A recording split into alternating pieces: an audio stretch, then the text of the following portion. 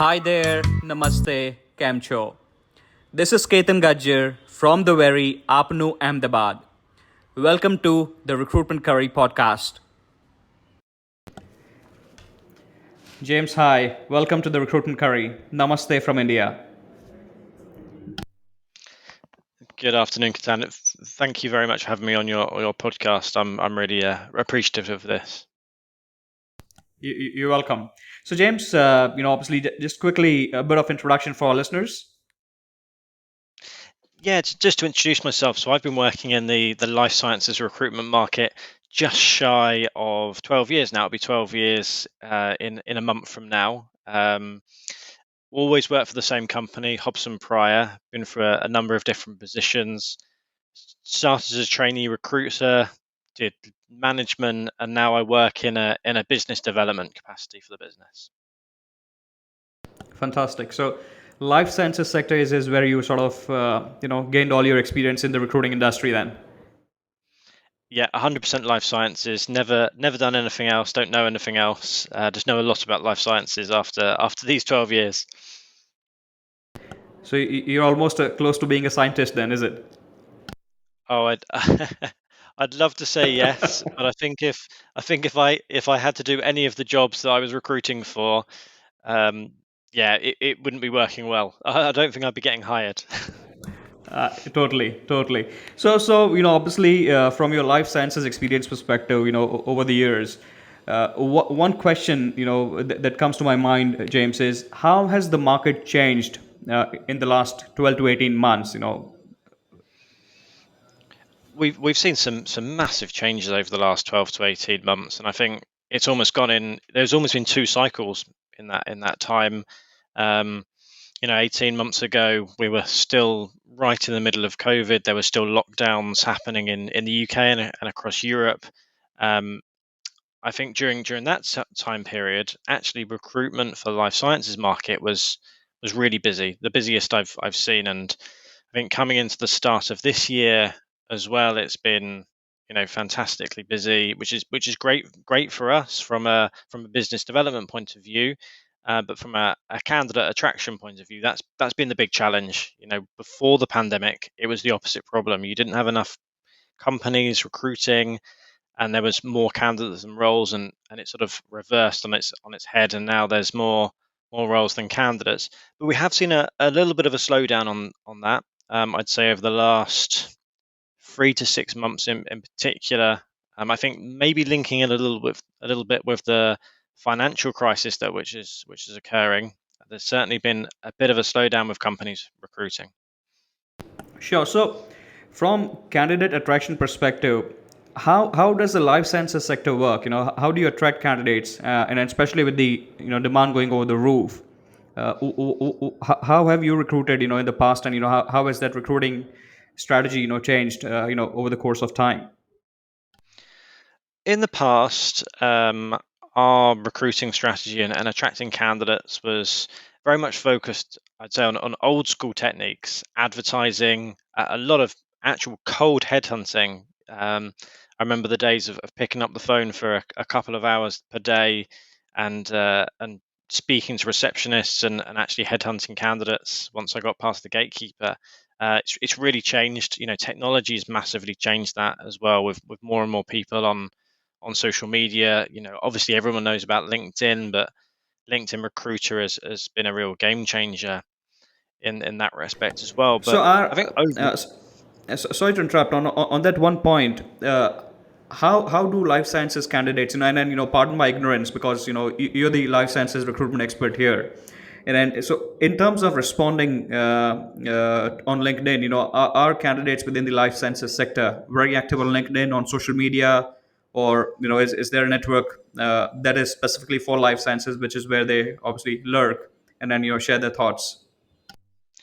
there's definitely some specialist groups in life sciences, for LinkedIn in particular. I'm a member of a few of these groups, and I think it tends to work quite well. You know, I think life sciences candidates, are like any candidate in any market. They want to be treated with respect and honesty and transparency, and I think that's really important when speaking to these candidates through mediums like LinkedIn, and then obviously the follow up's really important as well. So it's that they can be. I don't think they're especially responsive or unresponsive in comparison to other sectors when it comes to that tool. As long as you're sending out the right message. Advertising is maybe a different ballpark altogether because we don't get a lot of adverts, and we never really have, which is why the sort of the headhunting and LinkedIn's been really useful. But sort of probably the biggest change has been the impact of marketing on recruitment as well.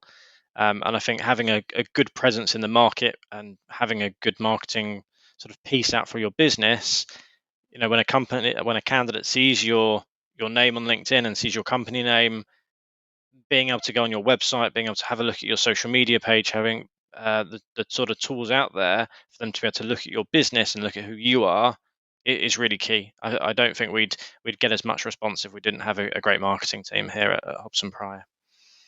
That's awesome. So basically, brand awareness is imperative to be successful in this sector. Yeah, brand awareness is so key. We actually redid our branding not long ago. We had our 20-year anniversary of Hobson Pryor, and I think we've gone through four rebrands during that 20 years, and I've seen three of them. And we've just changed and transitioned, and it is to really align much more with our candidates and our clients as well. Because our the brand and the way we're representing ourselves in the market is really how people want to be worked with, and that's really key to us. So are there specific specific things that you do from branding perspective? Is it so a lot of agencies or a lot of companies, when we talk about branding, it is putting those jobs out, but what are the things that have really worked for you, from brand awareness perspective, that you'd recommend? I think really linking in the innovation within the industry. It's not, our brand is more than just talking about jobs, but it's about talking about our successes and our partnerships with companies.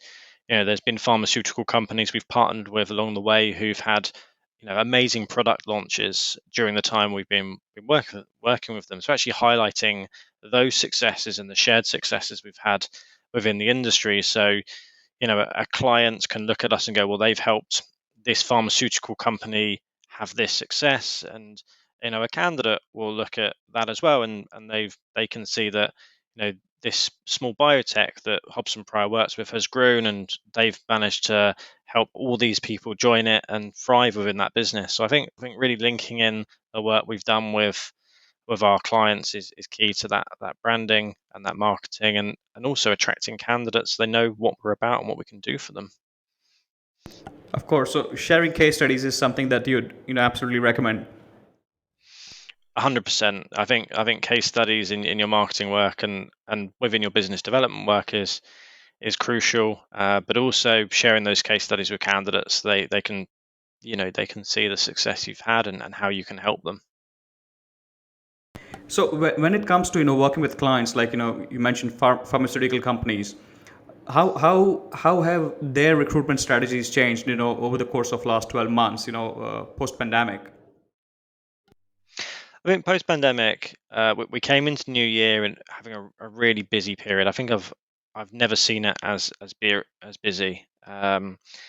There's been, I suppose, a few more outsourced projects at the start of this year because a lot of pharmaceutical companies do have their internal HR and talent acquisition teams who will handle maybe 75% of the recruitment themselves, and they'll use us to fill the remaining 25% of the jobs. Maybe the positions which are trickier or are more time consuming, so they can focus on filling the core positions. But we've actually seen some real like outsourced work in that area as well, where we've been given entire projects to recruit for at the start of the year. For example, a company reached out to us because they were looking for 20 project managers, and rather than get their recruiters and their talent acquisition to search for them, they just gave us the entire project, which we ran for the company. We called it like an RPO light model. We're not fully integrated into their systems and having a recruiter on site for them, but we're doing all of the interview arranging directly with the line managers. We're doing all of the update meetings on the progress of the project, and we're finding the candidate. So it's sort of a halfway house in between a fully outsourced recruitment project with an RPO and working with an agency. So I think that was one of the big changes at the start of the year. But like I said, there's been a little bit of a slowdown, and I think probably the thing that is happening now is that companies are being a lot more selective on their hires. You know, budgets are very tight, so they want to make sure they're recruiting the right person and perhaps having additional rounds of interview or bringing in additional stakeholders at the final stage just to make sure that they're not spending their money on the wrong person. Of course. What steps, from candidate attraction perspective, or from sourcing strategy perspective, would you recommend to recruiters, who are actually working within the life sciences sector, or somebody who is considering a career, developing as a recruiter in this sector? I think the biggest piece of advice I would give to anyone working across recruitment is be communicative with your candidates and treat them well, because the candidates are key.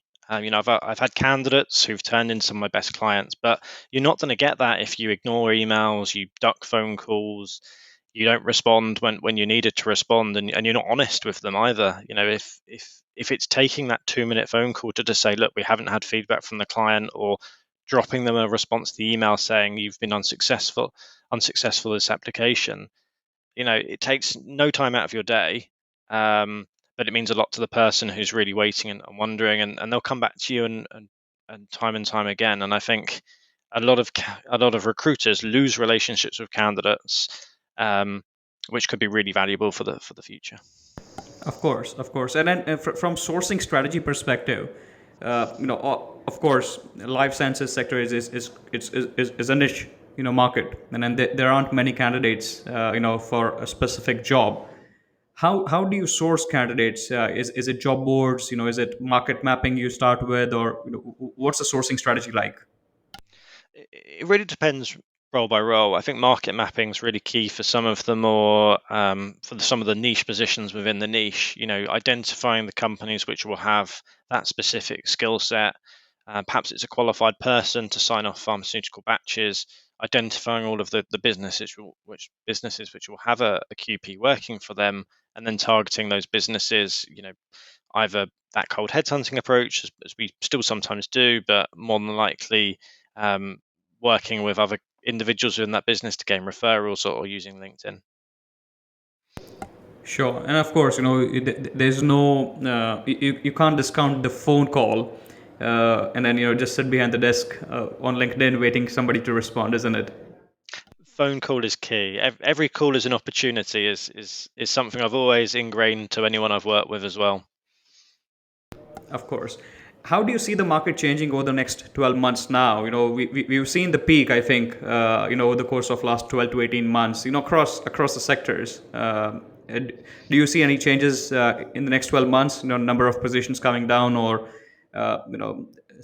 hiring, process being a little slow. Like you mentioned, there's been some impact. There's a slowdown, but do you see any changes in the process perspective? Yeah, I think I can see an impact on the process perspective. The introduction of video technology into processes has been fantastic, but it can actually increase the length of a process, because the in the old days, the pre-COVID days, it was two-stage interviews, telephone interview the manager, face to face with everybody else, and now it's normally one teams meeting with the manager and then six other teams meetings over a couple of weeks with everybody else, just because not everyone's in the same place at the same time to meet with somebody. So I think we're going to see that continue, and recruitment processes get longer and slower. Combined with that factor that people are perhaps willing to spend less money, or willing to part of their money I suppose, be more careful about parting with their money when it comes to hiring somebody, which is completely understandable. We've got to watch everything at the moment. Like, I suppose from an overall industry perspective, it's going to be really interesting how the financial, I don't want to call it a crisis yet, but definitely the cost of living crisis is having an impact on further finances, and how that's going to impact the pharmaceutical industry. I think there's definitely going to be a few impacts on investment within the biotech world, which might have a knock-on effect on companies' expansions. Of course.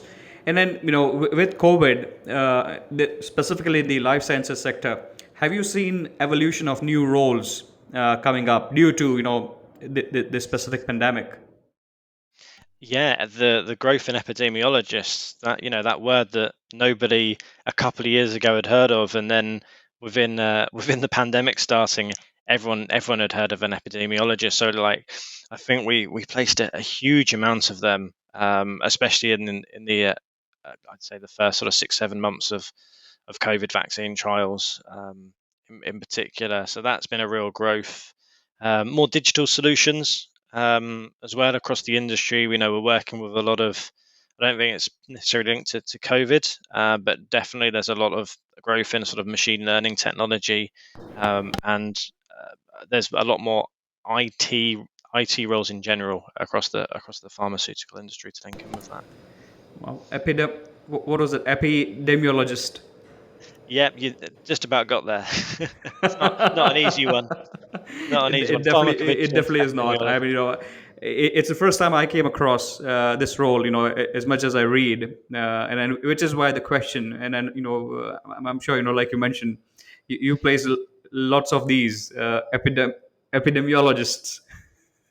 Was that Yeah, okay? yeah, that was perfect. Yeah, I mean, many years ago, I had to get my head around pharmacovigilance to begin with, and then pharmacodynamics, and a bunch of other terms when I was recruiting for those. So this one was easier, maybe.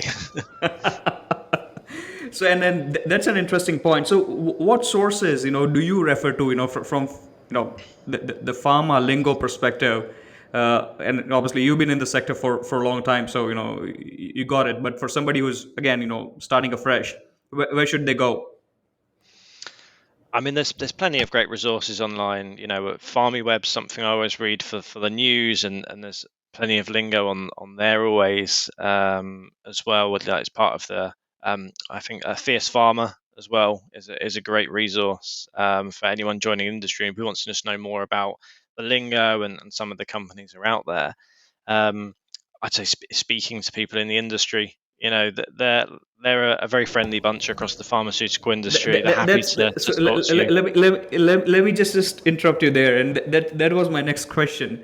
How are the candidates in the pharma sector, in the life sciences sector? How do they react? When you reach out for a job, or how do they conduct? On a phone call or a meeting.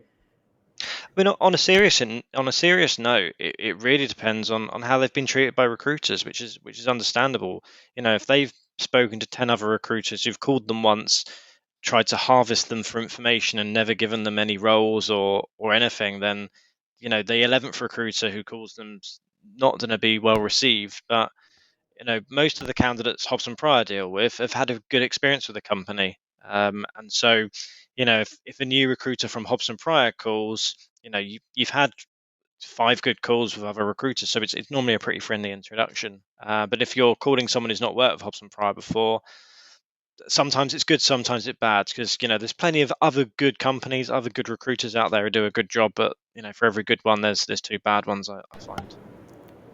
Sure. So, but in terms of approaching them, how are they? Do they give you enough time? When you call them for a conversation, let's park the other recruiting agencies or the recruiters. How they sort of conduct and thing. But from the candidate's perspective, how are they as candidates? Because every sector has a certain nature of candidates. How they deal with that. Okay, fine. A certain sector would have, okay, they're very fast moving. They'll give you like 10 minutes to quickly have a chat and then move on to the next call or whatever they want to do. How do they, when you reach out to them for a job, what's the response?